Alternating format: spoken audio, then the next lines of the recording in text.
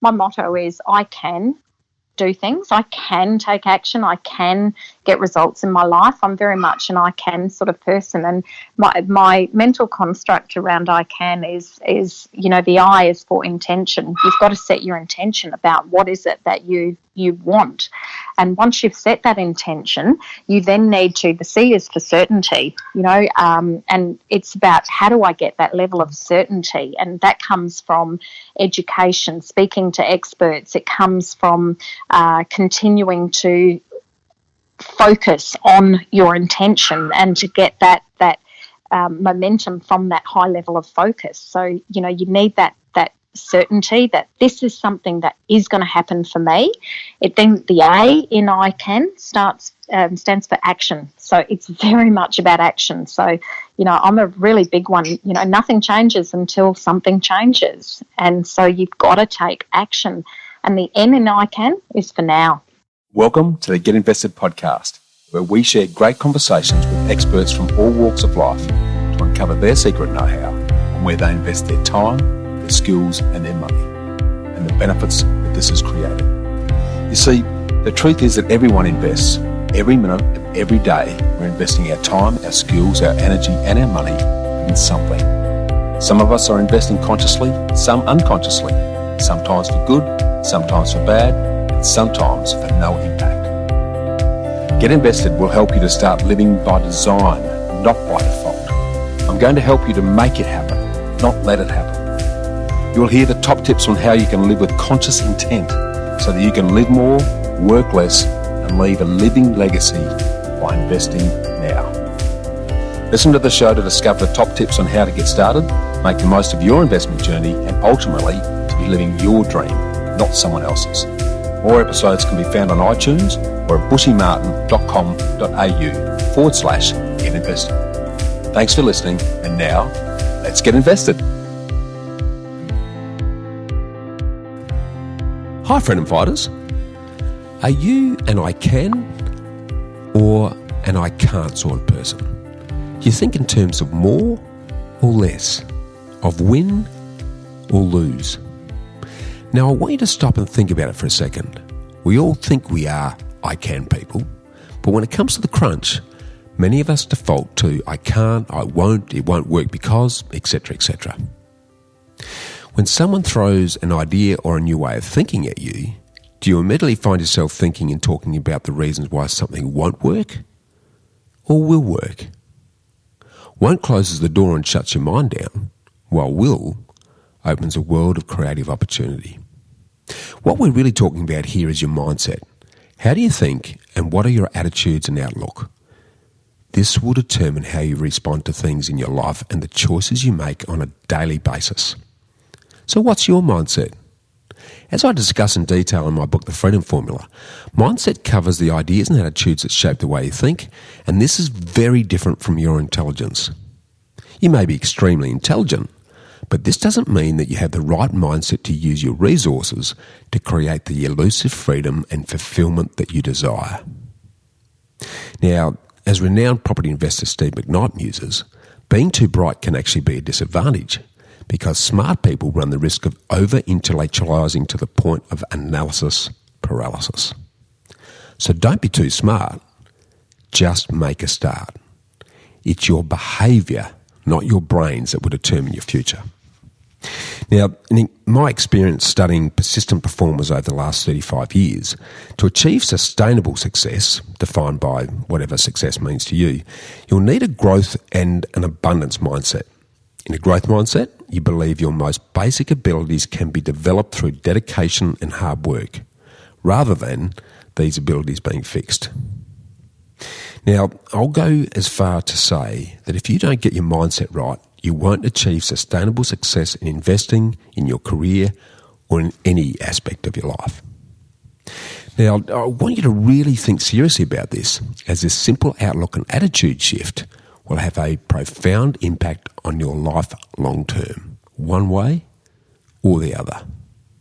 And if you're serious about creating this positive change, then there's no better person than today's guest to help you make this happen. If you're wanting to perform at a high level, you need to work with Sharon Kaibel. As a business educator, a trainer, a coach and a keynote speaker, Sharon's passionate about helping you improve your productivity, your performance and your professional skills. Sharon's a recognised CSP, a Certified Speaking Professional awarded by the National Speakers Association. This is an international standard that's held by less than 10% of professional speakers worldwide. She's also a licensed What Makes People Tick and Everything DISC facilitator, providing you and your teams with behavioural profiling so you can better understand yourself and others as a basis to improve overall performance. Sharon's the founder of Achievernet, and her passion is to build a community of extraordinary achievers by providing quality skills development that delivers real results. She helps you generate growth while building fun and freedom into your work life.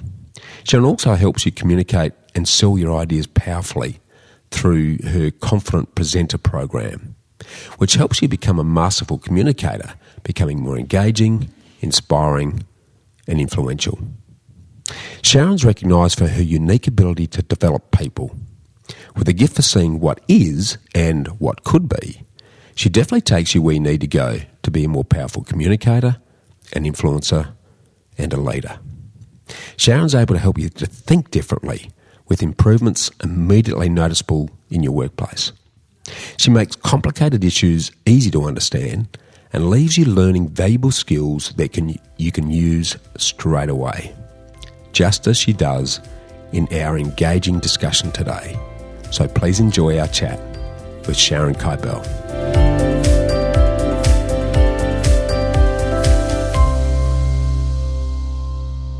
Hi Freedom Fighters, welcome back to Get Invested. And today we're in for a real treat, as our guest is both a proven professional but also a passionate investor.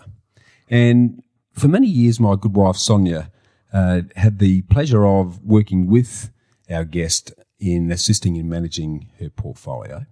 And we were lucky enough to bump into each other at a recent business function. And when we realised that we both shared a passion for podcasting, but also for helping others achieve their very best, I knew she'd be a great guest on Get Invested. So welcome aboard, Sharon Kaibel. Thank you so much for having me today. I am super excited because, anything to do with helping others to start their journey or to stay focused on their journey, I think is absolutely extraordinarily valuable. So I'm so excited to chat with you today. Likewise, Sharon. We're going to have a great conversation and I know everyone's going to get a lot out of this. So before we get into that, though, I'd love for you to share with us who you are and what you do. Okay, so currently I work in a couple of different capacities. I do a lot of business coaching, so I work with business owners to help them to really get clarity around what their business is and does, and to also set intention and a plan for how they are looking to grow their business into the future as well, and to give them that pathway, and then to work with them on that journey to provide the accountability to reach the plan that they've set for themselves. So that business coaching is certainly part of what I do.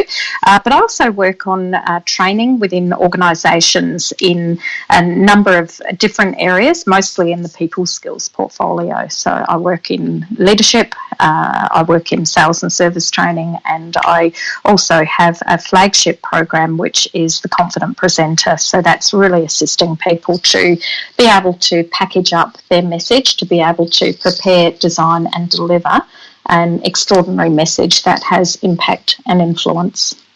Brilliant. Some awesome stuff there that everyone, if they haven't got those skills, needs to get good at in this current world.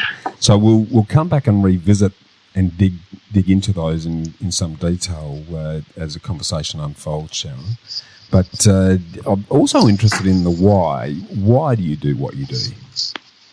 Yeah, look, that's really interesting. I reflect on that at several points in my life, I suppose, Bushy. I started my journey in education, and I suppose I I would probably consider myself an educator. And I started down this journey way back in fact, it was before my 20s. I started my first business when I was around about 18 years old. And it was really an interesting time because I got involved in that business as a very young person, sort of not far out of school. And, I started down the journey of getting a job. And so I worked in the bank and absolutely hated it. But that was in the era that, as a female, you either went to work as a secretary. Isn't that such an old word these days?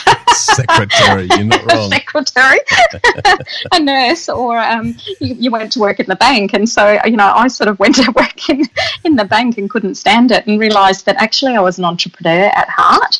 And I went into a business that was just myself and another person who was a photographer, and he'd sort of set up this photography business. And we grew it in the space of 7 years, from just the two of us kind of opening the doors to being a business with two sites and 23 staff. And, wow. It was just an extraordinary business. But in that time, and we used to do, we started off actually doing sort of portraits, family portraits, and also engagement and wedding photography. And then we grew the business to then offer glamour photography. And so this is before the age of the digital camera, and being able to get a really nice photo of yourself or your family or your wedding was incredibly important, and because there was no other way to do it apart from going to a professional photographer. And so it was exciting days, exciting times. And back then we had a chap in the industry, and his name was Gary Glenn, and he was this American dude, and he came out to all of the studios, the actual laboratory that would process all of our canvases and all of our big display prints and the like. They would bring out this guy called Gary Glenn and get all the studios together to teach us sales skills. Okay. And the reason that they did that is that they figured that if they could get the studios to become better at selling, then they would obviously be able to print more prints at their laboratory, so everybody wins. So it was a really good notion. So Gary Glenn would come out in his three-piece suit and his fake tan on and his big white teeth and his fantastic accent, and he would talk to us about sales skills. And God damn. It was very, very fun because, I was an absolute sales rookie. I mean, look, I was 17 years old at the time and really had no life experience, and, I had no sales experience, and I was always on the edge of my seat. And he came out every 3 months, and every 3 months we spent a day with Gary Glenn for, I reckon, a period of about 5 years. And it was the same message and it was the same techniques, but I would go and sit on the edge of my seat and take notes, and they were the same notes every 3 months, learning how to sell. And look, it paid off because our studio grew so quickly, and we didn't sell just little desk prints. We sold massive wall prints, and I'm talking 30 by 40 inches and 40 by 60 inches. And, really, and goodness me, it seems funny even talking in inches, but these were like big mothers, that would take up the whole wall. And getting back to your question is why did I start in education? It was because I used to watch Gary Glenn and I'd go, man, you have made such a difference on me. I would love to be able to make that impact, and to be able to have other people be able to do stuff confidently because of the input and the advice and the training that they've been given. And if I can provide that for somebody else and help them to grow and develop like he helped me, then that would be totally awesome. So, yeah, that's actually, I remember that day, that I thought, I want to do what you do. Yeah, love it. Love it. So that would have taken quite a bit of courage, one, to jump into that business, and then to take it to the level that you did. Talk me through that. Was the courage to do that something that came from your family upbringing, or was it just interested in your motivations as to take that quite courageous step at that tender age? Well, it was actually a challenge that was given to me. So it's really funny thinking back to this. But, look, I was, as I said, I was very young, and I had a boyfriend at the time who, I thought he was fantastic, but he was also incredibly controlling. And I remember this particular day where I was, kind of lying on the floor looking through the newspaper, looking at the job section because, I didn't like my work in the bank. Yeah. And I knew that it was just not for me. And so I would scour the job pages to see what else was out there and what I could do. And this particular day, I saw this ad in the job section, and it was one of those. And again, it seems so funny actually. Look, even thinking back to a job section in the paper. You're right. I know, it's scary, isn't it? Oh dear!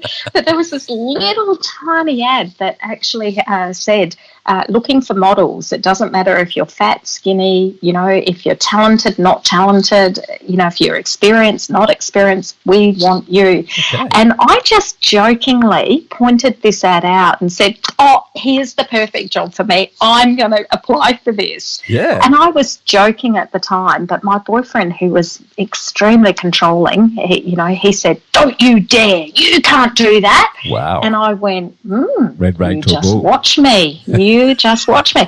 So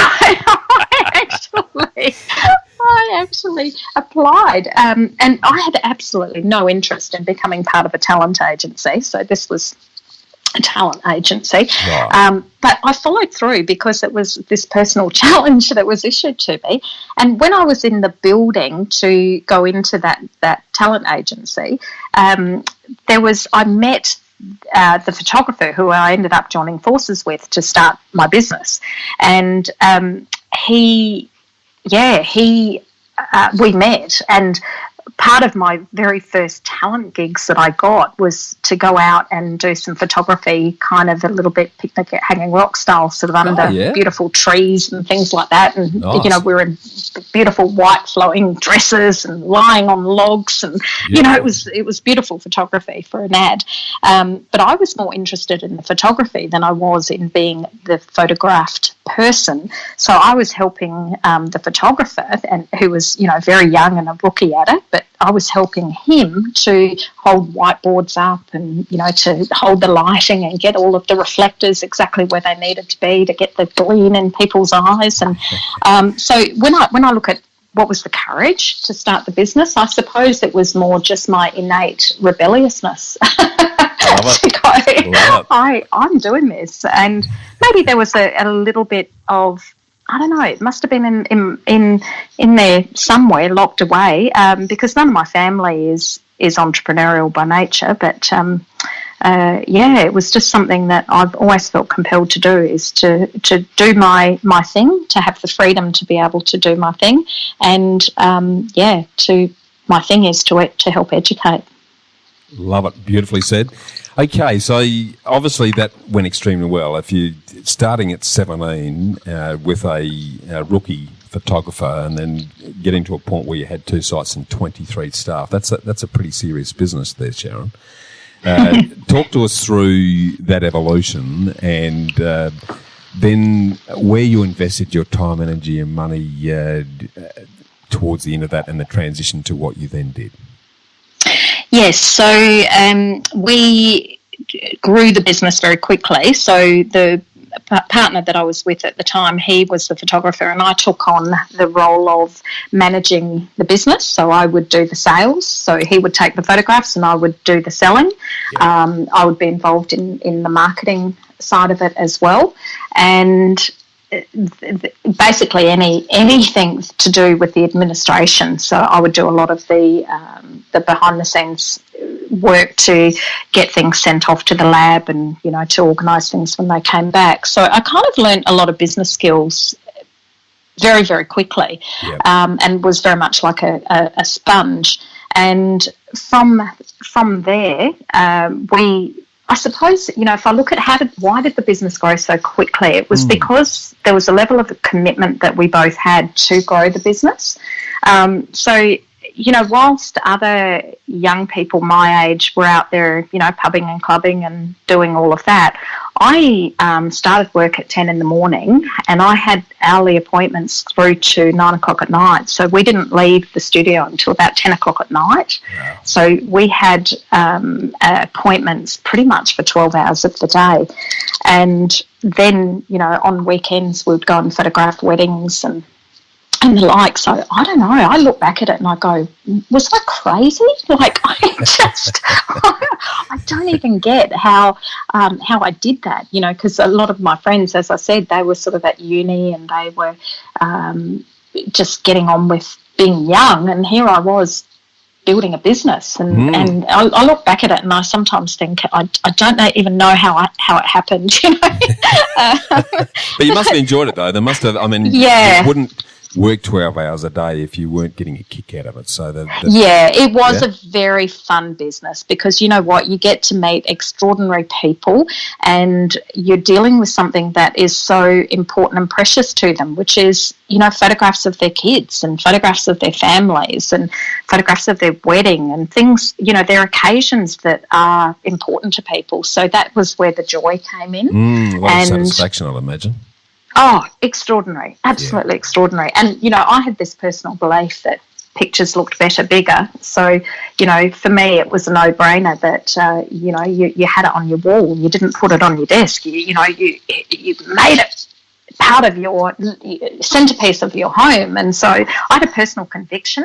So I suppose, there was the commitment to grow the business. There was the conviction that I had to the product that we were selling. And, we just got in there and did what had to be done. So it was that attitude that you don't give up. You just do it. You get on and you do it.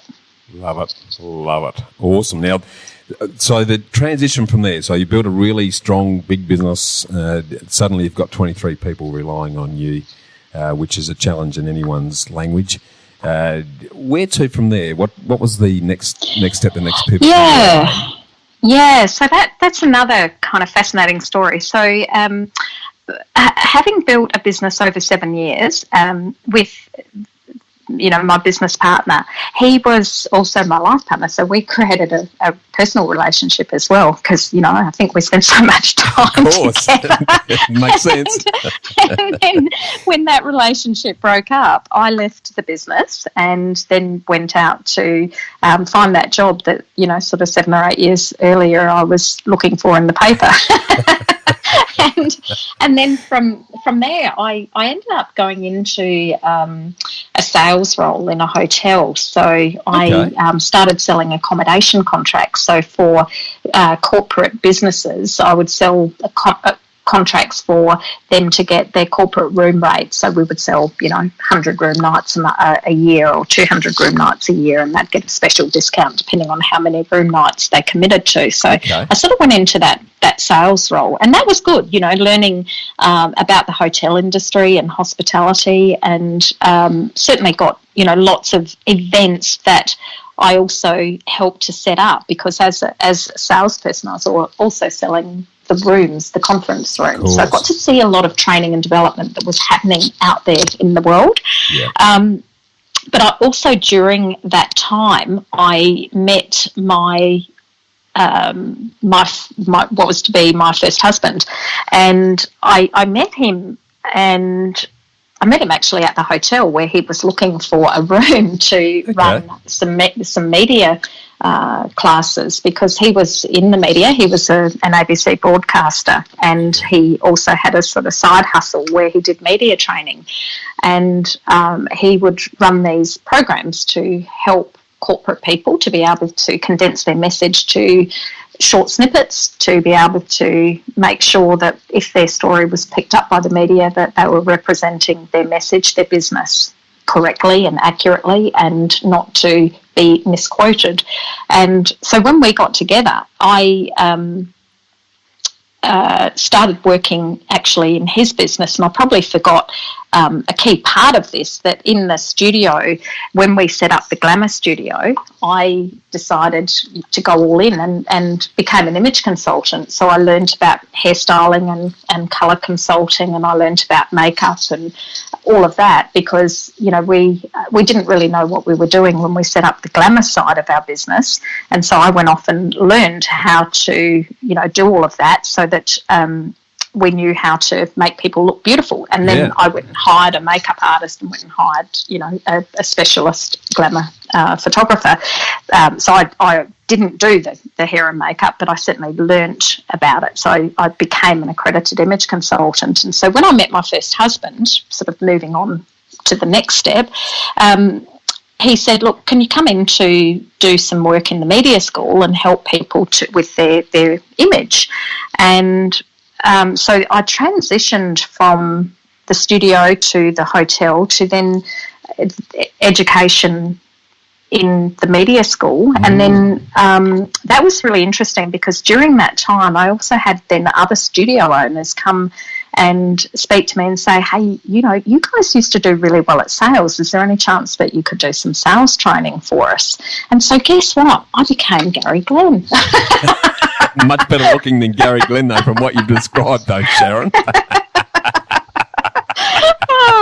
So isn't it funny that, you know, that intention that you set of, I want to be like you, you know, plays out, doesn't it?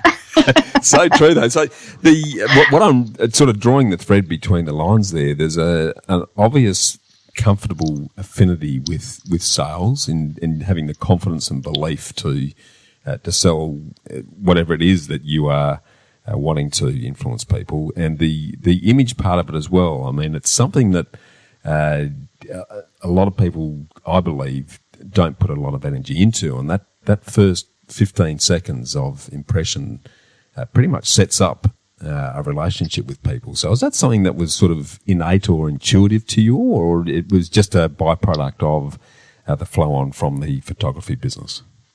Yeah, look, that's an interesting one. And this is something that even in my own mastermind group today, so I had my meeting with my own mastermind group today, and it came up about, you know, this first impressions thing, and it's something that's been with me pretty much all my life.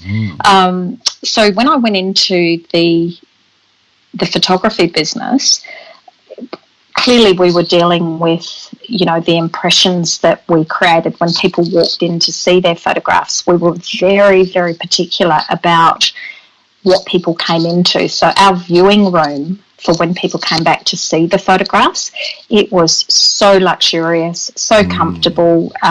You know, it was beautifully displayed, so we could see what the images would look like as they were hanging. We projected the images up into frames, and we could move those frames around on the wall, and we made it an experience for people. And so, you know, we made it relaxed, we made it special, and we had people enjoying the experience so that they felt connected to not only the product, but, you know, what the product was going to be in their own home. And then when I did the image consulting, it kind of felt like a natural fit for me to move into that. But you know what was interesting, Bushy, is that what is interesting is that when I was doing the image consulting, because I used to take people shopping, so I'd help them with their corporate wardrobes, and I would this sounds like also fun. Yeah, actually, it's really a whole lot of fun. And I'm really, really good at dressing men. And so my husband loves it, because I just completely dress him. And up his luck. Awesome. He loves not having to do the whole shopping thing, which I think it. So with the corporate image, I'd go into organisations and, work with their sales teams and work with their executive team about, their professional image and how they were coming across. Yep. But one of the things that after a few years of doing this that really struck me was that I felt challenged about that it was superficial.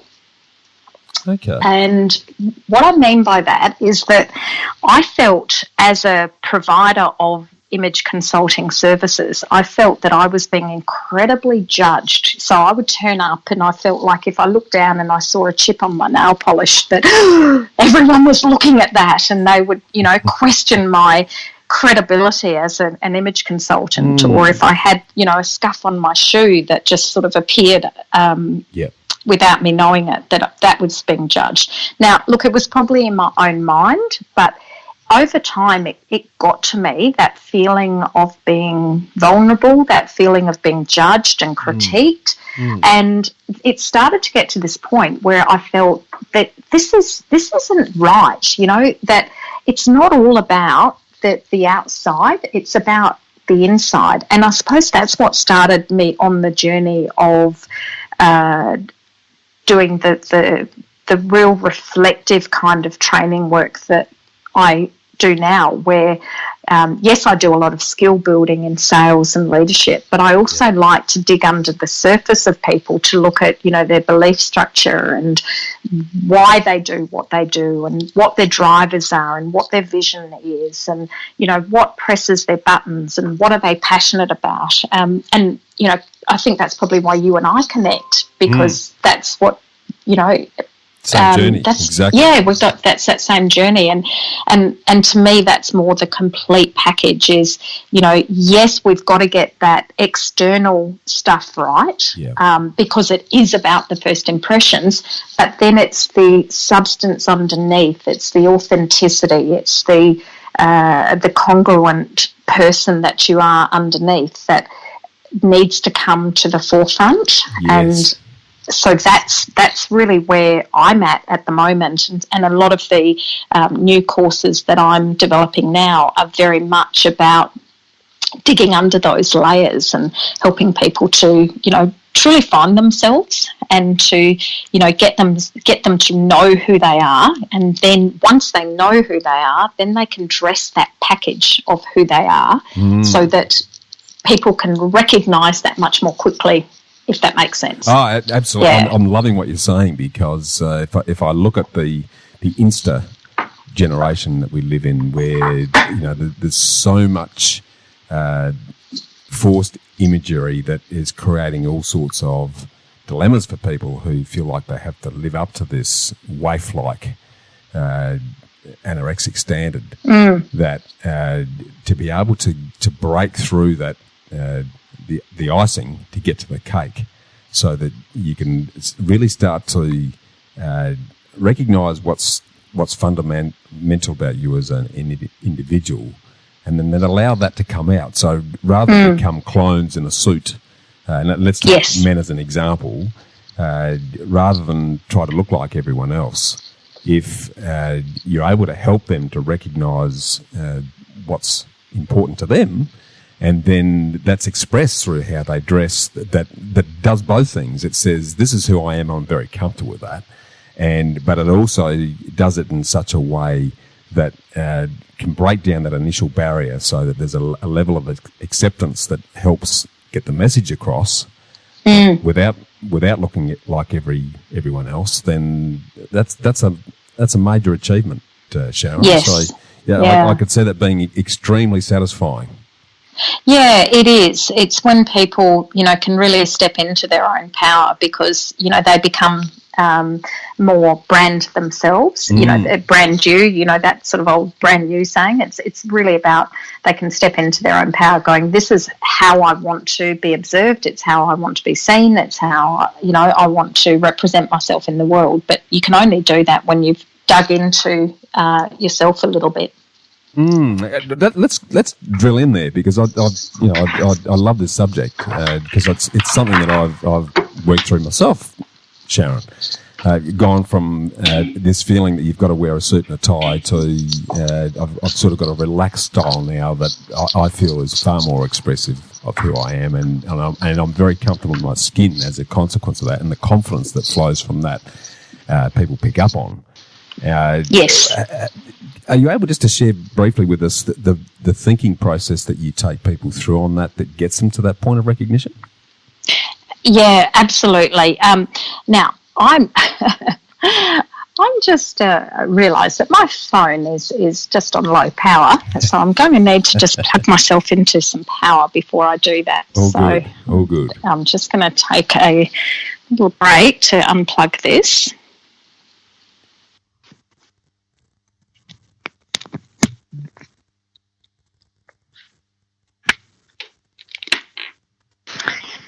Now, can you hear me properly now, Bushy? Crystal clear, Sharon. And I've just made beautiful. A date stamp here. We'll do a little bit of editing on at this stage just to remove this. But I'll just ask that question again so that the editors can make up their minds. So look, I'm really interested in what you're saying because in coming to that sort of self-expression exercise, it's something that I've worked through myself over a number of years.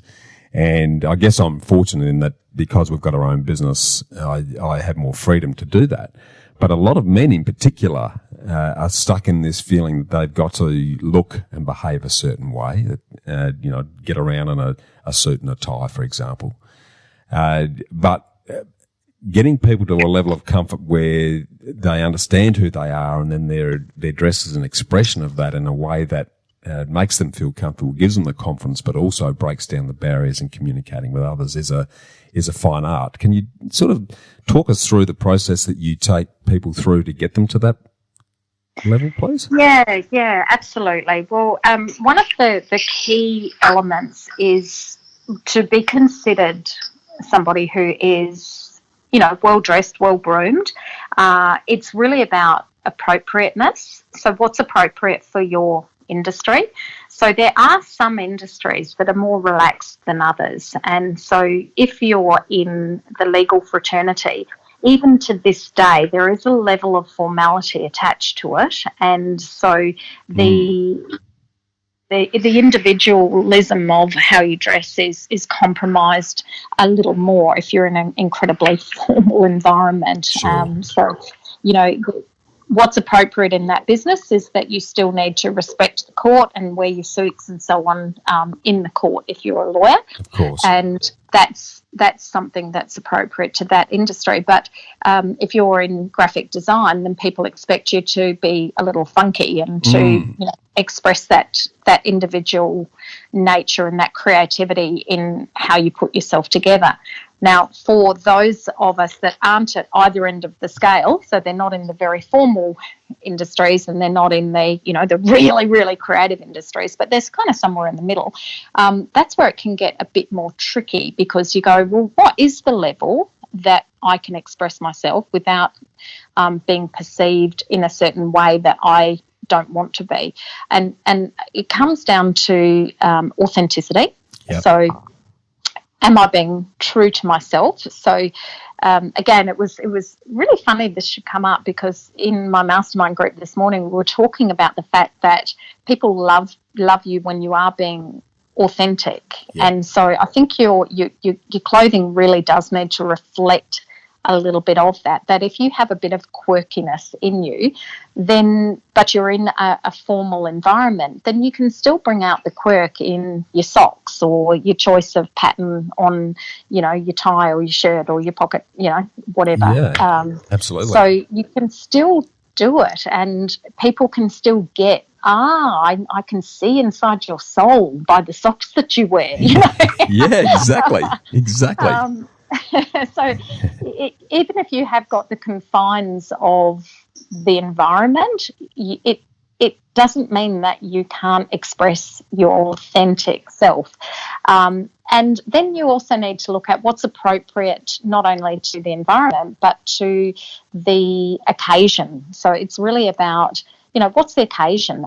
Is this a day that I'm just in the office and I'm, really not having to do any outward facing meetings, in which case the occasion probably warrants that you can kind of go to the more relaxed end of the scale, and people will accept that. Yeah. So my hubby, he used to wear a shirt, tie and suit every day to work, and then his environment now is such that he the sales reps are out on the road, and he spends a lot of the time in the office. He's an account manager, and he spends a national account manager, so he's doing a lot of travel, but if he's in the office, it's generally on his own. And so dressing in a suit and tie doesn't really suit that occasion when he's off in his office by himself. So you can choose to be a bit more relaxed. So it's got to be personality, and that's about the congruency and the authenticity. It's also got to be about the occasion and what's appropriate to that. So I hope that answers the question. That's probably the two things to consider there. Absolutely. I guess you've touched on something that's always been sort of at the forefront of my thinking, because if you can make the job easy by dressing in a way that says something about you but creates a level of comfort, because people do tend to subconsciously judge you in that first 10 or 15 seconds and then spend the rest of the time convincing themselves that they were right, then you've made life a whole lot easier for yourself. That's right, absolutely. So, awesome. Now, okay, so I took a little sidetrack there, but sort of coming back to the media piece, and I'm guessing this is probably the Image and More experience that you're talking about with your partner that was part of the media. That was obviously a successful journey for you as well. Talk us through where that led you to, and then where to from there and why. Yes, so Image and More, because my married name was Moore. And so we thought it was a really, really quirky name. Great and it worked name. very well for us, actually, as a business. Yeah. And, we had that business where we did a lot of keynote speaking on, the whole image journey. We did a lot on media and profiling yourself. It was a lot about reputation management. We did a lot on, really the whole core presentation skills. And that was at a time that I felt, for me to be congruent in being a part of the media skills school that he ran, I felt like I needed to have a little bit of a background in media. So I went off and learned how to kind of be a journalist, and I got myself a breakfast news reading gig Awesome. on a local radio station. And that was fantastic for me, because it was hard work. I mean, I'd get up at sort of 4 o'clock in the morning and, be in at the studio at sort of just before 5. And then I had an hour to kind of pull together all of the national and networked news, and then put together the first broadcast at 6 a.m. And then I'd broadcast till 9, and then I'd go off and do my training and all of my real work, as I called it, after that. But it was totally fantastic experience, and so that enabled me to feel more that I understood the media industry, that I knew what it was about. I could refer to some of the examples when I was doing my image stuff within the school. Right. So we did all of that. Had a very successful business, and the only reason, Bushy, that I stopped that was that my marriage broke up. So that was a kind of something that just hit me between the eyes, because I thought I was happily married, and unfortunately my husband had some side interests that I had no idea about, and so really that was why that business stopped, and it was the only reason was Great. That would have been a very confronting time then, and with almost, I'm imagining here, would have felt that the world had been pulled out from underneath you. Yes, I did. Talk me through, if you're happy to share with us how you felt at that time, and then what did you do to move forward? Yes. So, look, I'm going to add some complexity to this because breakups are never simple, but mine was particularly complex. So I'll try and state this as quickly and briefly as I can, but just prior to our marriage breaking up, I remember that he'd come home from work to say, look, I think you need to sit down. And I went, oh, what's happening? And he went on to share with me that he'd been married before, and it was my first marriage, but he'd been married before. And he said, look, my ex-wife has phoned to let me know that she's dying of liver cancer and that she wants us to take the kids. And so that was just huge because I'd not even met his kids. They lived in another state. Wow. And so, this was massive. They were, I think, around about sort of 5 and 8 at the time. And I'd not met them. So it was kind of like, man, we're going from a couple to instant all of a sudden family. we're going to be instant parents. And she'd only been given 6 months to live. It was incredibly sad, very, very sad time. And, for her, her knowing that she wouldn't get to share in her children growing up, very sad for her family to watch her suffer those final months, and certainly, for the kids having to move interstate and start a whole new family and leave everything behind. It was very, very challenging. So we found out that she was ill, and that was on a Thursday night. And then 2 days later, I found out that I was pregnant with our first child. Wow. We went through kind of being this power couple that just were charging into corporate world and running all these programs to preparing for a family of 3, an instant family of 3. And so then, I went through the pregnancy, had a beautiful daughter, and we had the 2 children that came to join us 3 weeks after my daughter was born. His first wife passed away, and so they came to join us. So we went from having no kids to a newborn, and then the two others move in. And so that was a really interesting time, having to support the 2 older children through their grief process. Massive. At a time when you're not sleeping and you're trying to enjoy the birth of your daughter, but also to nurse through 2 kids who probably with the grief over their mother and the issues with their father would be challenged by your presence in the whole exercise too, I'd imagine. Yes. Well, I was a stranger to them. They really didn't know who this person was that was now mothering them. And, when I'd met my husband's former wife, she asked me something. And, this is... I tear up when I remember back to this, but she said, I just want you to promise me one thing. I want you to promise me that you'll love my children. And, it was such a hard moment for me because I'd never been a mother, and my front self wanted to say, of course I will, but my authentic self was saying, I don't even know what being a mother is all about, and I don't know if I can live up to that promise. And, it was a really confronting time for me. However, having said that, these 2 beautiful children are still in my life, and I do love them dearly, and they are my children. And so they're now adults, and it's all worked out, but it was a very challenging time. But then after that, so we then went on to have our second child, and it was actually when I was pregnant with my second child that my husband left with another woman. And so I went through my second pregnancy as a single mother, which was extraordinarily difficult. And I also had to, when I was 3 months pregnant, I got served with property settlement papers, and so I went through my pregnancy battling to keep my home so that I had a home to bring my baby home. And so I remember back to that time, it was probably one of the hardest times of my life.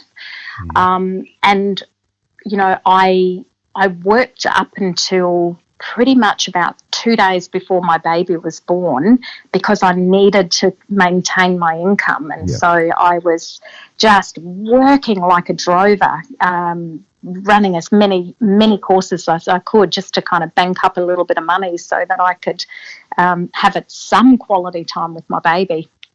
And so then after that, after he was born, my son, then I did spend about 6 months where I just was at home with him, which I'm really grateful for. Yeah, awesome. And then I just gradually sort of went back into my new business, which I had to restart at the time because, it was no longer the two of us. And I kept the name as Image and More, because just the continuity factor. But the business transformed from being media skills to being more of a training business. So that's where I decided to really latch on to the sales training, and I was getting asked to do a lot more leadership work, and I sort of morphed into a different side of the business, and went through a lot of my own education at the time to take on how to be an accredited trainer. So I ran a lot of accredited programs. So I got my training certificate and the like during those early years when my son was born. My goodness, that would have been that's putting the oxy torch on life with all that you were having to deal with at that time, and full marks for you for having the strength to work your way through that and maintain the relationships with not only your stepchildren, but keep a nurturing and safe environment for your own kids. So I just don't. I feel that women suffer a lot more through that process as a result of quite often having to be the nurturing parent. So trying to maintain that circle of safety for the family, as well as re-establish yourself to feed yourself and the family, must have been a very challenging time, Sharon. Yeah, look, it was. But, one of the things that I've realised, Bushy, is that everyone on this planet has a story, and everybody goes through challenging times. And, my challenging time was certainly dark days, but I always had this, optimism that things would work out. I just had to take a step at a time and to, keep taking action to progress, the income, to keep my family fed. And I knew that it would work out. And certainly there were darker days than others, but generally there was a level of optimism. But one of the things, and this is the beautiful part about humanity, is that there are always people around who will help you. And generally you have a circle of family, friends, acquaintances who step up to the plate when they are required to, when they know that you need them. And there's also so many supports out there in terms of education. And I really relied on, funnily enough, my own profession. I relied on education to help me gain the skills that I didn't have, to be able to learn how to cope, or learn how to manage my own emotional responses, or learn how to, go and go to interviews, because I got to a point where I felt like I had to get a job, because I had low moments where I thought maybe it's just easier for me to, re-enter the workforce instead of trying to run my business. Yeah. But that thought never really lasts that long with me. You got too much energy and too much passion there, Sharon. I can see why that would be the case. Awesome. Look, I'm going to take a slightly parallel path now, because I'm a real student of success, and I live, breathe, eat, and read everything that I possibly can about sustainable success, and not the flash in the pan overnight stuff, but the love studying those who endure success through thin and thin, and how they do that. Now, and most of them I find not only invest in their skills and their careers, their business or their income side, but a lot of them also invest passively in assets and others that basically insulate them, eventually provide them with an income stream that means that they're not reliant on the work or the business. Did you go through that period at any stage? And if so, what did you do when and how's that work for you? Yeah, so for me, having been in business so early, I had this very, very strong drive to build up an asset pool. And, you know, one of the things that I've done pretty much right through my life is that every year I do take some sort of educational course for me, because I feel if I'm out there helping others to grow and develop, I need to keep myself growing and developing. So I'll go off and do like a pretty major educational conference or what have you. And a lot of the early ones that I did were around investing. And, you know, I was really, really passionate about probably real estate more so than stocks and shares, because I didn't really understand the stocks and shares stuff. Yeah. But real estate I liked. In fact, I even got to a point where, you know, I sort of was doing a lot of training at the Real Estate Institute, and I even got my real estate license at one point because I thought I just really love real estate. And I never practiced because it wasn't my path, and I probably intuitively knew that, but I just really wanted to know the industry more. Yeah, awesome. So when I think back to this, and this is one of, you know, they say you should never regret things, and you know, I've often regretted this, but as I've gotten older, I've realised that it's not a regret, it's actually probably what gave me my drive. So when I reckon I would have been 21. So I'd been in the business, you know, the photography business. We'd built that up. You know, I had, you know, some good cash coming through, and I thought, you know what, I'm going to buy myself a property.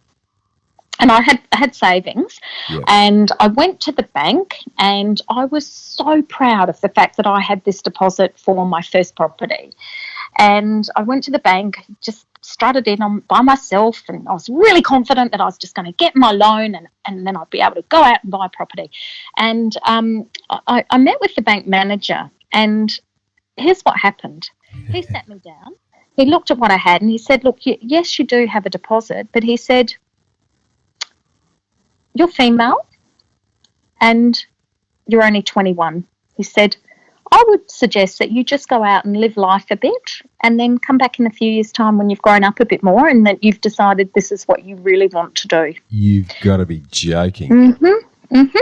And I walked out of that bank with my tail between my legs, absolutely devastated. Like, I cannot explain to you how devastated I was, because, you know, I'd been to these investment seminars. I had this plan in my mind that I was going to, you know, start my portfolio, and I was going to invest in my first property, and, you know, I was going to become a real estate guru. And he shattered it in literally one sentence.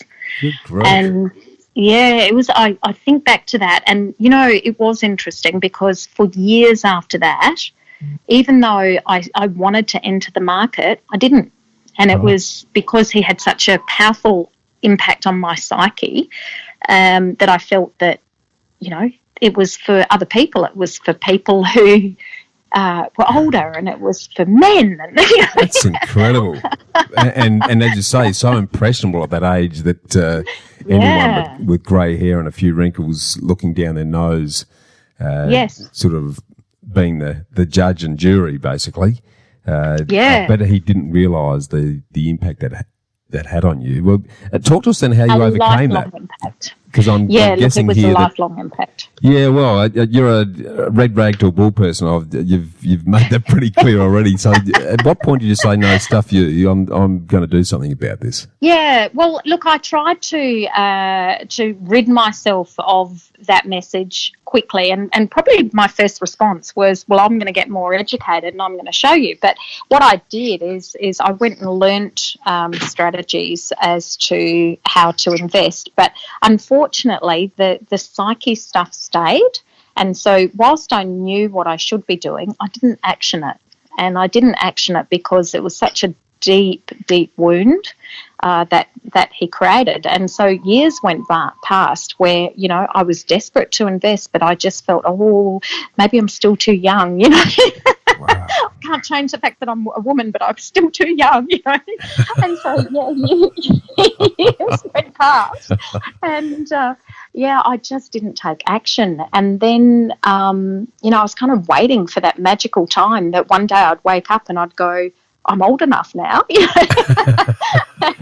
and then I got to this point where, I'll tell you when it was. It was after my marriage broke up. Yeah.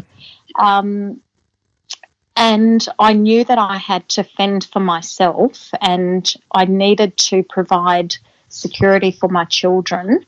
And I made a decision that come hell or high water, I was going to start my portfolio. And I went out and I found a property and, it was the perfect property. But, you know, here's the trick. Sometimes you've got to actually trust your own intuition. So you've got to get the education, but you've also got to ensure that the education fits with where you are at the time. So one of the things that I'd learned in my investment courses that I'd been to was to be rational, not to make an emotional decision, to set your parameters and to decide what your budget is and to not ever go outside that budget. And, you know, that was kind of drummed into this particular course. And so I found this property that I'd put an offer on and it got accepted and it was just within my limits. You know, I'd set a limit on what I wanted to spend. Yeah. And it sort of got verbally accepted. But then when he was coming back to my place to write up the contract, he said, I've just had a call from the owner. They're not accepting it. They want $500 more, and which took me actually over my limit. And at the time, he said they've got somebody else interested in it, but they are willing to work with you because, you know, you've been going through this discussion for the last, couple of weeks. So they're willing to stay with you, but they do want $500 more. And I didn't listen to my heart. I didn't listen to my gut. I actually went into totally my rational side going, well, the course told me to not go outside of my limits. So I said, no, I'm not going to do it. And I ended up losing that property. And I just look at that now and what it would be worth, it would have tripled. Yeah. And that would have been just the most amazing investment. But look, you know, that's a great learn. So for the wonderful audience that's listening, if that's a gift I can give to you is to, you know, yes, learn, be educated, but also you've got to go inside and, trust your gut. Is this right for me and is this right for me right now? Yeah. And if I'd done that with the bank manager, I would have invested years earlier as well if I'd really trusted my gut instead of trusting what he told me. Having that internal fortitude is something that often comes with time, and because you're sort of so open to the world at that point, and therefore malleable to whoever's talking to you. That very understandable. That route. So where to from then? And so you knocked back, which is you took the learnings. What was the next step? When did you actually physically invest? Yeah, so then it was probably a couple of years after that where I decided I needed to radically transform my financial position, you know, because up until then, look, my business has been very successful and I'm really grateful to that. But, you know, I was balancing motherhood, you know, single motherhood with building a business. And so, you know, there wasn't always the time to be able to grow it to the level that I could have if I wasn't, you know, having the other priorities in my life. So, I got to this particular year when my children were, let me think, they would have been probably about 7. Yeah. So, so my son would have been about 7.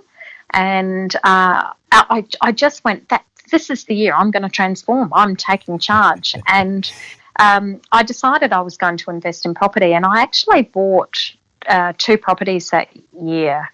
And then I bought another property the year after, and that's kind of just started my journey. So yeah, and then ultimately, I've remarried. We did have 7 properties between us, and we kind of got that portfolio to a place where we had a really good portfolio, but we've just started divesting of those. And the reason that we're divesting of them is that, we're at a stage in our lives where we're wanting to travel more, to have more time out. And, it makes sense for us to not have the property management issues, because Totally. when you're away, I just didn't want to have to be thinking about broken hot water service or repairs that have to be done and the like. Well, I think what you've smartly done, Sharon, is that, and I guess this has always been our belief, that you grow your nest egg through the increase in value on the property, but ultimately there comes a time when that needs to start funding lifestyle. So then you rationalise the portfolio down by selling a portion of it and converting it into cash and other means that then sustains your lifestyle ongoing, because the fallacy of investing in properties and living off the rent is a myth. It doesn't actually work. I've written a book on this subject, and it's the path that a lot of people follow, but the path that I think the smart ones do, like yourself, is, yes, you enjoy the ride in terms of the increase in value and the growth and the nest egg that gives you, and then you transition that and rationalise that into other forms of income that then sustain your lifestyle, so you can go and travel and do all the things that you want to continue doing. Is that a fair read of what the process is? Oh, totally. Yes, that is totally it. We've just decided that there's other things that we are doing. We have a self-managed super fund that performs incredibly well, and so it makes more sense for us to have that giving us really good returns and returns that we do live off, more so than having our funds caught up in real estate. So it's just been a change of strategy in terms of what we're now choosing to do. Yeah, that's awesome. I refer to it as the capital growth, the cash flow curve, because it is a natural progression for those who understand ultimately what it's all about. But it just sort of reflecting on it, I'm guessing that you are a sort of a buy, rent and holder as far as the properties goes. Is that right? Yes. So that was certainly the strategy until we decided to change what we were doing. So then we sold. Yeah. And it's been good for you. I'd love to see, because a lot of the listeners are starting on this journey, and I often say that if you're going to be successful in property, it's at least a 15-year journey, at least. But then it gives you the nest egg to be able to transition that into a tax-effective cash flow, which is what you're now doing. Has property achieved its goals for you over that journey in terms of allowing you that freedom now, Sharon? Yeah, look, some have and some haven't. Yeah. And again, it comes back to, you really do need to get good advice. And, some of the advice that I followed was not from professionals such as yourself. I'd sort of learnt, and this is my own naivety, was, I'd gone off and done some self-education and thought that because I'd educated myself, I was now the expert and that I would, know how to do it. And so, look, a couple of the properties that I purchased were duds. And when I say duds, they cash flow was fantastic, but in terms of the capital growth, not so good. Yeah. And in hindsight, I would have done it differently. But the reality was that even though they were, in my mind, duds, they still enabled me to continue to invest and to grow my portfolio. So when I look back at that, that's very positive. That's a great outcome. It is a great outcome. Yeah, and the other thing that goes with that is that you did something. You touched on it earlier. One of the biggest challenges, I think, for anyone who's either going to start their own business or invest in something is the mindset procrastination factor. As you just described. Now, you were mentally scarred by that experience with the bank manager. A lot of other people will wait for the perfect time, and the perfect time never comes because it doesn't exist.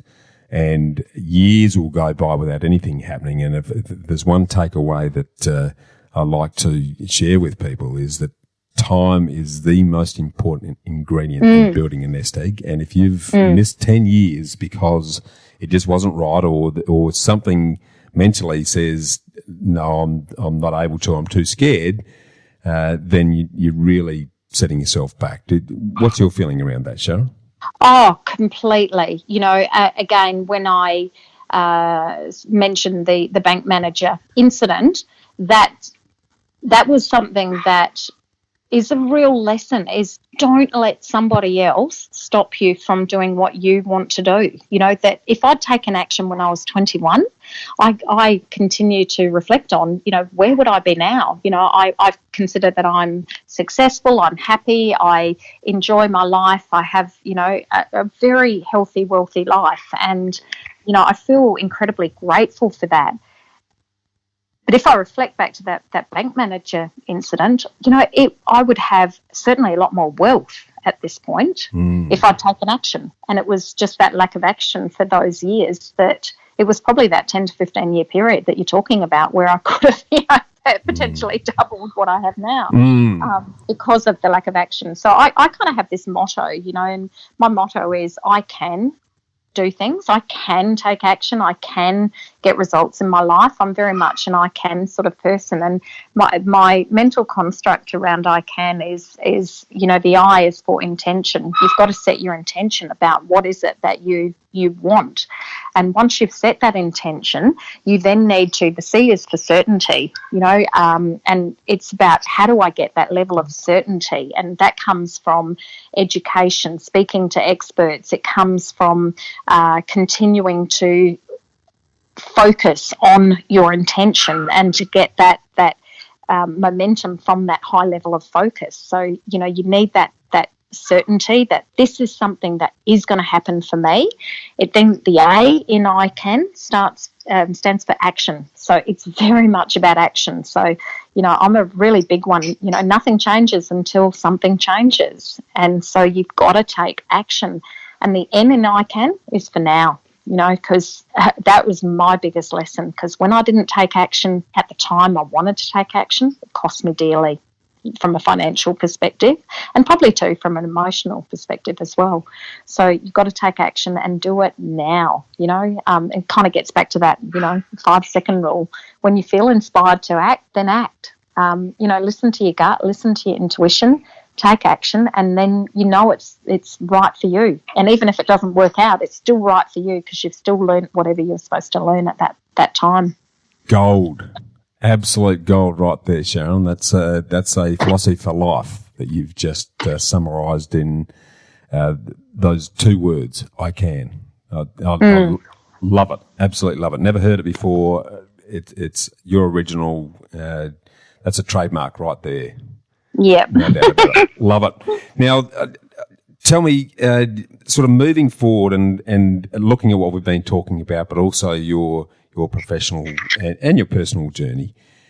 Clearly, what I'm sort of drawing between this is the love for education and helping others. But I'd love to drill into mentorship because I guess, again, I have a personal belief that mentors and accountability are absolutely crucial to anyone's sustainable success. Talk to us about what you think is the key in mentorship and finding one and the accountability that goes with it, if you don't mind. Well, having a mentor becomes incredibly important because when you have goals that you want to achieve, the thing that lets people down is that they either lose focus or they lose momentum. And a mentor or somebody who you can rely on to be your guide or your accountability buddy or your mentor, whatever you want to call them, they are the person that can remind you of what your focus needs to be, and they are the person that can help you to look at what's the next step that you need to take to keep that momentum flowing. So, you know, I've had incredible mentors in my life, and I take on roles as a mentor as well. So I actually mentor a number of younger people in their business journey, and I think it's so important to get that outside help to give you a perspective that you might not have considered for yourself, and to have you think about things in ways that enables you to look for opportunities that you might not have considered, and to hold you accountable, to have the tough conversations that when they need to be had, to say, look, you said you were going to do this and you haven't done it, so what's going on? You know, let's have a chat about it. So, you know, to that end, I think mentorship is incredibly important, to the point where, you know, I've actually recognised that there's a real hole in the market for businesses or business owners, or even you know, executives or leaders or team leaders, to have a community that helps them be accountable to the goals that they've set for themselves, and to have, you know, a mastermind that they can meet with that's outside of their normal workplace team, to be able to discuss how to move forward. So that's actually a project that I'm working on at the moment, is how to, you know, provide that kind of mastermind or brains trust or mentorship to people. Brilliant. Is that something you're up and running that the listeners can actually tap into now, Sharon? Yeah, look, I'm just getting it started as we speak. So I'm, you know, certainly I'm going to have it up and running in the next month or two. So I'm really, you know, kind of going out to market at the moment to say, look, you know, who's keen, who wants to be part of this, because it's such an important part of your business journey, is to have a way of being able to discuss your goals in a personal capacity, because oftentimes, even if you are part of a workplace, you don't feel that comfortable talking about your goals, because, you know, if you're feeling challenged by it, you may not want to admit to that to your workplace leaders. You might want a different perspective, or have people to share with you some of the emotional stuff that you may need to work with, that you're not so comfortable working with in the workplace.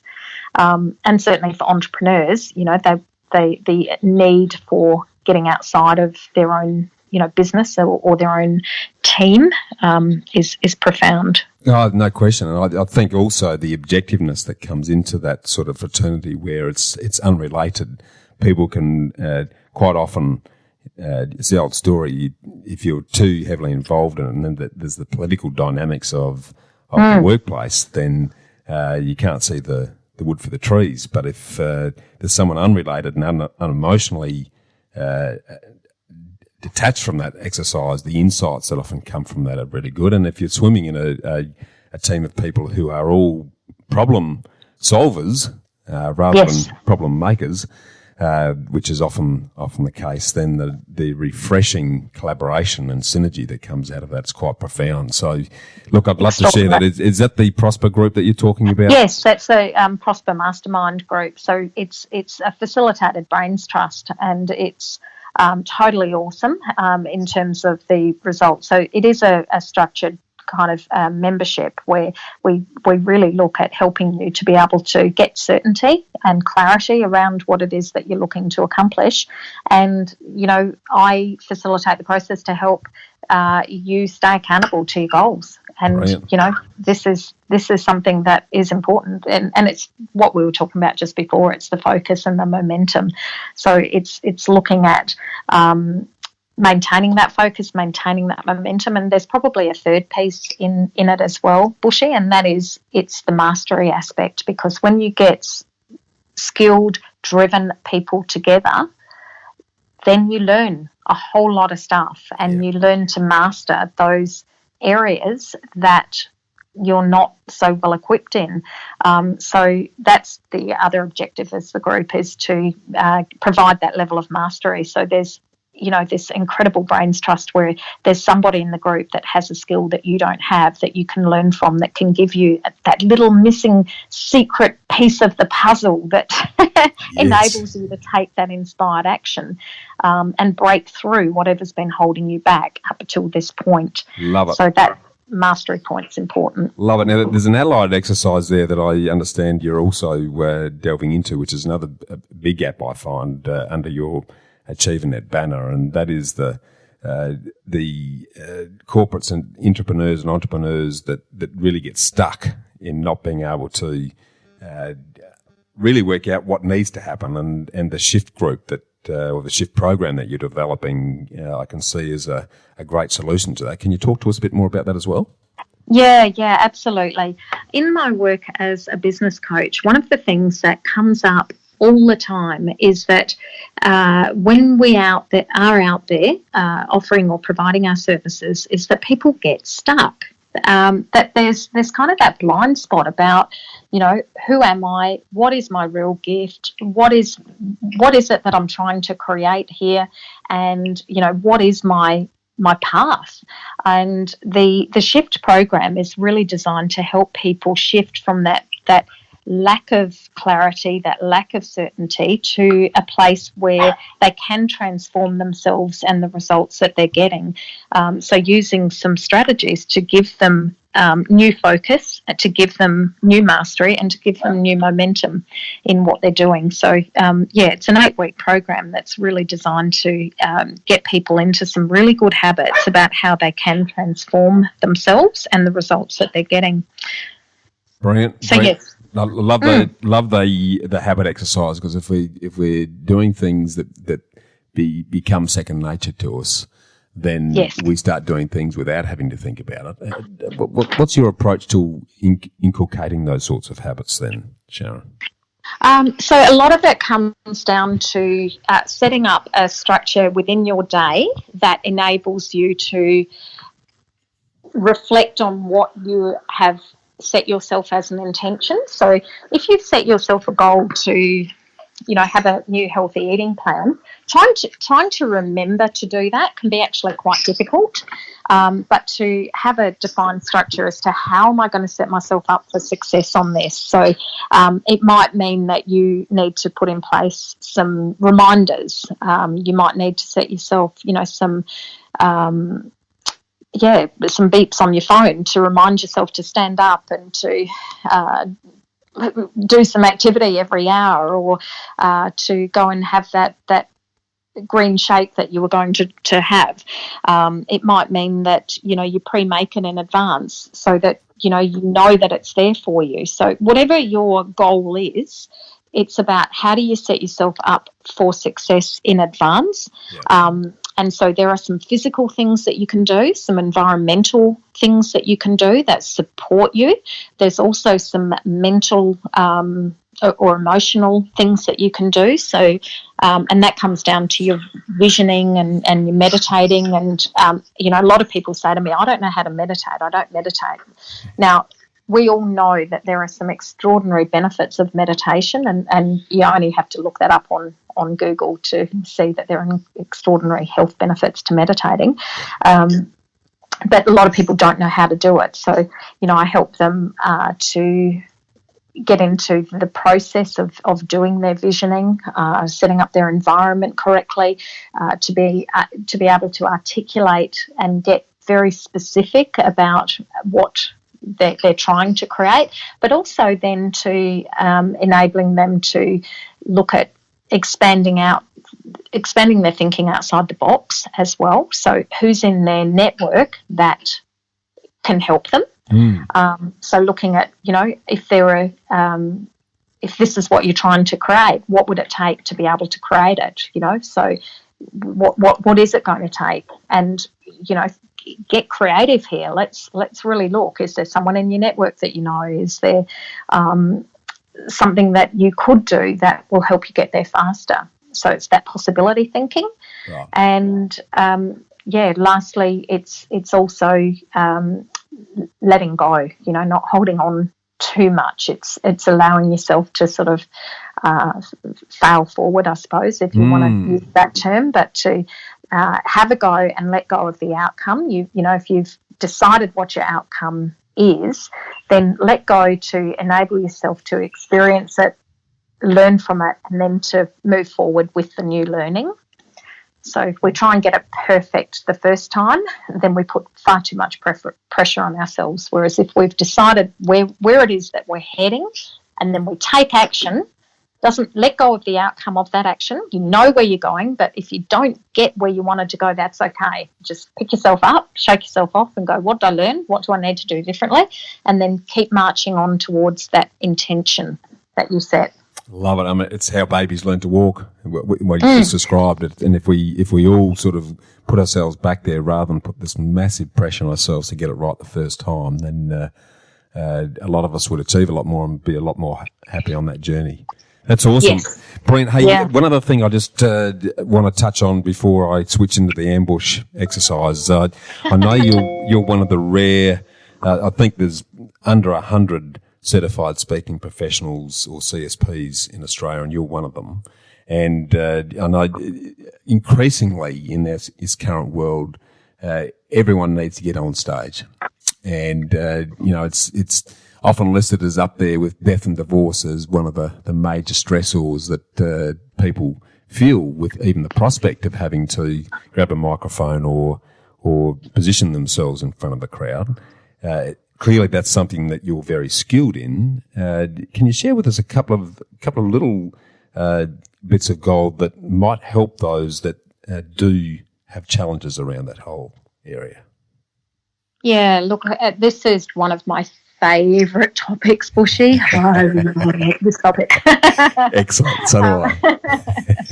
Because, if you can learn the art and the craft of speaking well when you prepare a presentation to an audience, your goal is to influence. Your goal is that's the sweet spot. If you can do it well, then you will influence that audience to think, feel, or do something differently. So how do you get yourself to that point where you can influence? And that comes down to 3 key elements. It's the preparation that you do, the design work that you do, and the work that you do on your delivery. So it's the preparation, the design, and the delivery. So in the preparation, there's a couple of elements there, and good preparation comes down to being clear of purpose. So that's really about, what am I there to, in fact, do? Do I want people to laugh? Do I want people to learn? Do I want people to be curious about this? And do I want people to be persuaded? Do I want people to be convinced? What am I actually there for? What's the whole purpose of me standing in front of an audience? Because it takes you a lot of effort to get yourself ready, but it takes a lot of the audience's time and energy being there as well. So we want to be able to give them value and make their time worth it, and to make them feel that they've got value from hearing you speak. So that comes down to being really clear of purpose. So with that, I kind of work on helping people to understand what they're there to do, and to be able to articulate it in one sentence. So in one sentence, what are you there to accomplish? What is the key outcome of your presentation? Now, if you can't do it in a sentence, so if it takes you 3 or 4 paragraphs, then it's generally a sign that you're not clear on your intent. So it needs to be distilled down. And probably the other part around the purpose piece is very much about being audience-centric. And so what I mean by that is, quite often when we're presenting, we go, I've got this team meeting that I have to deliver a presentation at, or I've got this conference that I've got to deliver to, or I've, got to go out and speak out in the community, or whatever your presentation is. What we often do is look at, what do I need to say? Instead of looking at, what does the audience want to hear?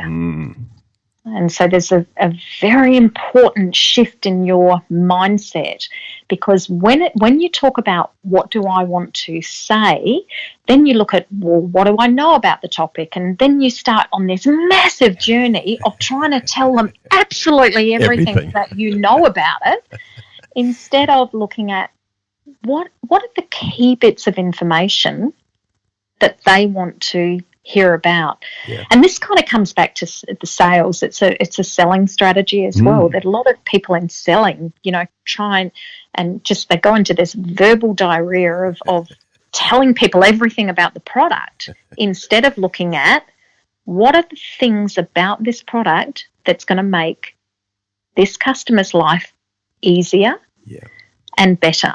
Yeah. And that's the same when we're presenting, is that clarity of purpose. And then the clarity of purpose is also about simplifying your message. And so that comes down to, what are the 3 key things that I'm going to talk about today? Yeah. And I love talking in 3s, because generally we don't remember anything more than that anyway. Exactly. So. There's a magic in 3s. There is a magic in 3s. There's no doubt about it. So, so, what are the 3 chunks of information? And don't try and do the 12-point plan too, or the 16 steps of. It's just about what are the 3 steps to help this audience get where they want to go from hearing your message. Yeah. So that's part of preparation. And then, the other part of preparation is some of the anxiety techniques. So I go into, great detail on helping people to manage their stress and anxiety about speaking. And then, the design component is looking at how to structure your design simply and easily, preparing the content and creating high-impact visual aids that support your message. Yeah. And then the delivery piece is looking at stagecraft, so how to manage your technology, that's the stage space, that is where you're speaking from, and then secondly, how to manage the audience interaction. Love it. Yeah. That's a great structure, because what I'm seeing increasingly, Sharon, and you'd see this more than I, but everyone's a journalist, everyone's a photographer these days. If you've got an iPhone, you're a journalist, and there's Insta Lives, there's Facebook Lives, there's lives on LinkedIn. Yes. Everything you've just described there is applicable to a crowd of thousands, as it is to doing a live stint on social media. No difference in the approach, actually. So, yes. Love that. That's awesome. And it's a subject I could talk to you for hours about, because it's something that I'd so want to encourage people to have the strength to just get up and have a go. And will it be perfect? No.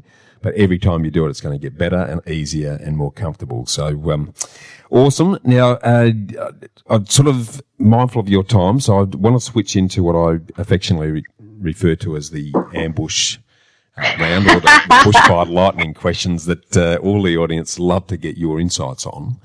So let me switch into that. Let me start by... Here it comes. Yeah, here we go. So get your tap dancing shoes on, Sharon. What's your favourite quote and why? That's easy. Don't wait for opportunity, create it. Yeah, love it. Yeah, that's a perfect summary of a lot of what you've talked about today. Love that. What about the top book that you'd recommend people read, and why? Yeah, look, I'm an avid reader. I love books, and so this is a really tough question for me. I don't know if you realise how tough this is for me, because when I moved house, I just have to tell you, when I moved house, I put in, I think it was about 11 boxes full of books, and I put them across to the Lions Book Mart. I recycled them, but I had 11 boxes of them, and you know what? I still have 4 bookcases full of books, and they're the ones I couldn't bear to part with. So this is a really, really, really tough question. Good. So the one that I absolutely love is Jeffrey Gitomer's Little Red Book of Selling. Yeah. So this one here was gifted to me. It was actually a Kris Kringle gift, actually, and it was it was my most favourite Kris Kringle book ever. Love it. And do you know this book? Yeah, I do. I haven't read it for a long time, actually, but It's Yeah, a bit of I gold. love it. Because you pick it up and you don't have to read it from cover to cover. Yeah. You pick it up and you get re-inspired. You know, it's a short little principle that you go, yep, I know that, but I haven't been practicing it. So it takes you back to what you know you need to do to be more persuasive and influential and to make more of an impact and really to help more people, because everything we do is around selling. We sell ourselves every single day. Absolutely agree.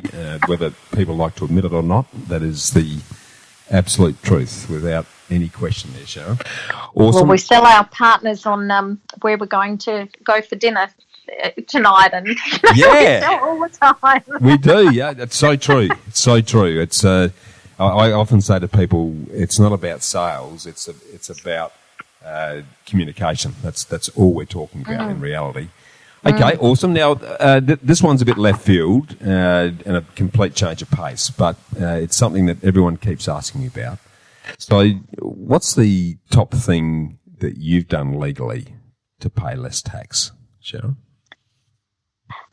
Okay, so that one's probably my entire lifestyle, and that is owning a business. So my business enables me to enjoy doing some of the things I do, but it's tax deductible. So my education that I do is all tax deductible through my business. Love it. And, you know, if you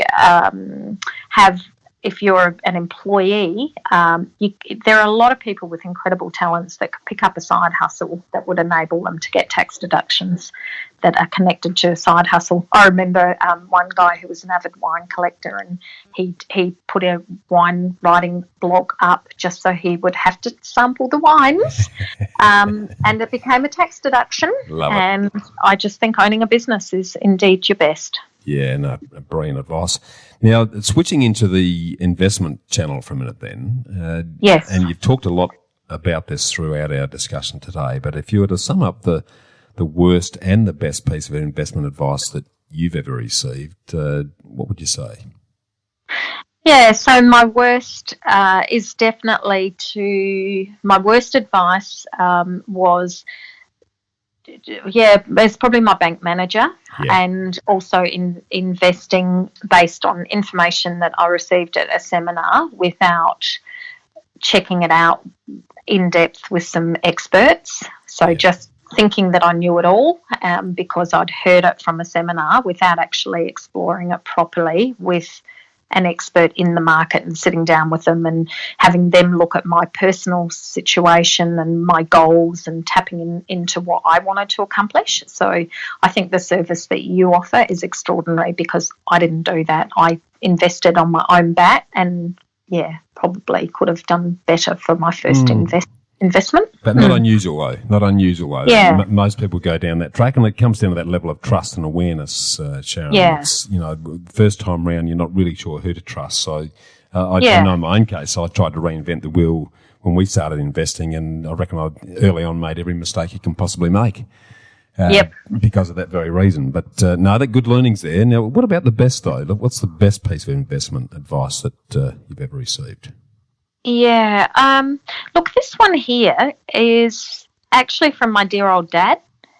And so my dear old dad, when I was 16, 17, he said to me, Sharon, I know you're young and I know that this is not going to be something that, is going to stick with you, but I really need you to hear this, is pay yourself super. And he said, you will become older way quicker than you ever think that you're going to, and you must keep putting away into super. So I, in my business, have made it a priority to continue to invest in my super, and it's now enabled me to have, a super fund that I'm proud of for, my journey and what I've been able to accomplish. It's been great advice. So, awesome. If I hadn't listened to that, I'd be in a far different position now. Good old dad. Can't beat the parents. Good old dad. Yeah, love it. Absolutely love it. And finally, then, a personal habit that you believe contributes to your success, Sharon? Okay, so this comes back. I've actually got probably, it's really hard to just do it as one, but I've got keep learning, keep thinking, keep moving. So, I love education. It's my profession, but it's also something that I invest in myself heavily. So keep learning because, and Bushy, this is a really interesting one. When I was 17, I was so arrogant. I remember being a 17-year-old, right? And I had this thought, there is nothing that anybody can tell me that I don't already know. I was the same. I was exactly the same. It's scary, isn't it?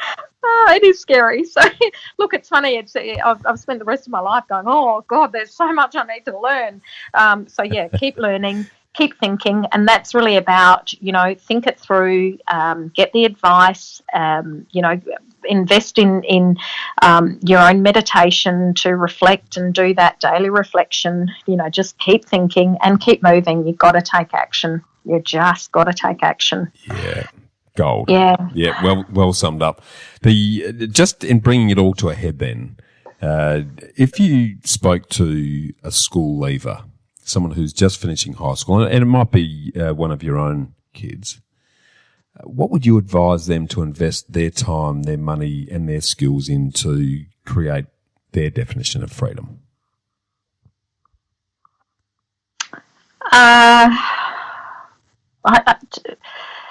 I feel like I'm being repetitive here, but it would be lifelong learning. Yep. That's it. You've already said it. Yeah. Yep. Yeah. I do think it's about the learning, because if they keep learning, then, they're going to work out whether stocks and shares are their thing. They're going to work out if real estate's their thing. They're going to work out if being a serial entrepreneur is their thing. They're going to learn if, how marketing works so that they can generate more cash flow to put into all forms of investments.